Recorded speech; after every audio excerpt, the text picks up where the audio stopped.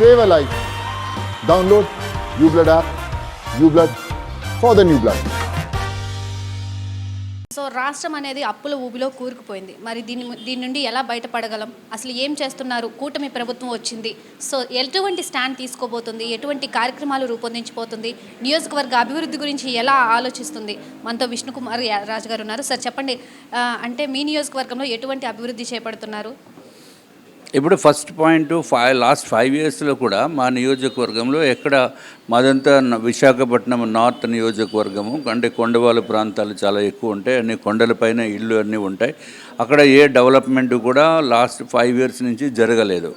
ఎందుకంటే జగన్మోహన్ రెడ్డి గారు కేవలము వారి స్వలాభం గురించి వాళ్ళు కావలసిన వాళ్ళకి టెండర్స్, కాంట్రాక్ట్స్, గ్రానైట్స్, మైన్స్ అంత దోపిడీ వ్యవస్థ అదంతా సెపరేట్ వ్యవస్థ జరిగింది. దానిపైనే కాన్సన్ట్రేషన్ తప్ప ప్రజలకు ఉపయోగపడే పనులు ఏమైతే చేయలేదు. అలాగే మా నియోజకవర్గంలో కూడా ఎక్కడ కూడా మాకు డెవలప్మెంట్ అనేది లేకుండా పోయింది. ఇప్పుడు మనము మొదలు పెట్టాలంటే ముందు ఈ ప్రభుత్వం కూడా ముందు అసలు ఎంత అప్పులు ఉన్నాయి, ఎంత ఇంకా మనకు ఆర్థిక పరిస్థితి ఏంటి అని చెప్పి ఆ విధంగా ఇంకా ప్రాసెస్ అయితే టెండర్స్ స్టేజ్లో ఏదైతే ఉన్నాయో అవన్నీ కూడా ఇంకా టెండర్స్ స్టేజ్లోనే ఉన్నాయి. అంటే 2 months అయింది కాబట్టి ఇప్పుడు ఇంకా అధికారులు ట్రాన్స్ఫర్స్ దీంట్లో నిమగ్నమై ఉన్నారు. కాబట్టి probably with in 1 or 2 months will start focusing on the developmental activities. పాతవి కూడా డెవలప్మెంట్ యాక్టివిటీస్ చేయడానికి మేము ముందు ఉంటాము. తప్పనిసరిగా నియోజకవర్గంలో ఏదైతే చేయాలో అవన్నీ చేస్తాము.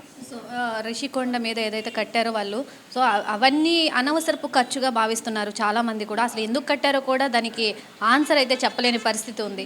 సో ఆ రాష్ట్రాన్ని అప్పుల ఊబిలోకి నెట్టేసి ఎంత అప్పు చేశారంటే ఇప్పుడున్న కూటమి ప్రభుత్వానికి ఇవన్నీ నెట్టుకు రావడం కష్టమైన పరిస్థితి. This is a big challenge, this is no doubt about it. ఎందుకంటే 9,74,000 కోట్ల రూపాయలు ఇప్పుడు ఆంధ్ర రాష్ట్రము అప్పుల్లో ఉంది.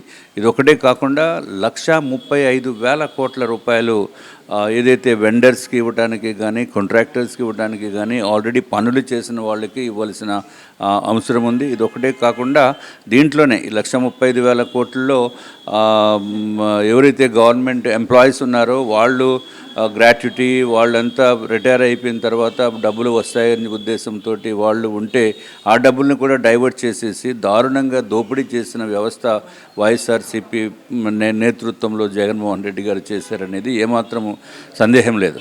అసలు దీనిపైన ఎంక్వైరీస్ వేస్తే ఒక మినిస్ట్రీ ఉండాలి, మినిస్ట్రీ ఫర్ ఎంక్వైరీస్. ఆ విధంగా ఒక మినిస్ట్రీ ఉంటేనే కానీ ఇంత భారతదేశంలో ఇన్ని రాష్ట్రాలు ఉన్నాయి, ఏ రాష్ట్రంలో లేనటువంటి విధంగా ఈ జగన్మోహన్ రెడ్డి గారి ప్రభుత్వ పరిపాలన, అవినీతి పరిపాలన మొత్తం దారుణమైన పరిస్థితుల్లో ఉంది. ఇంత దారుణమైన పరిస్థితిలో ఉండి కాంట్రాక్టర్స్కి అయితే 24 మంది సూసైడ్ చేసుకున్నారు అప్పులు పారైపోయి. అటువంటిది ఆయన లగ్జరీ గురించి రిషికొండ ప్యాలెస్ ఒకటి నిర్మించుకున్నారు దుర్మార్గంగా. అంటే ఇదివరకు ప్రజలకి సామాన్యులకి అందుబాటులో ఉండేది అక్కడ రిషికొండ ఏదైతే ఐటీడీసీలో ఇండియన్ టూరిజం డెవలప్మెంట్ ఏపీటీడీసీలో ఉండే బిల్డింగ్స్ కానీ అవన్నీ అందుబాటులో ఉండే ఇప్పుడు అందుబాటులో లేకుండా కేవలం జగన్మోహన్ రెడ్డి గురించి అది చేశారు. సర్వనాశనం చేసింది జగన్మోహన్ రెడ్డి ప్రభుత్వం.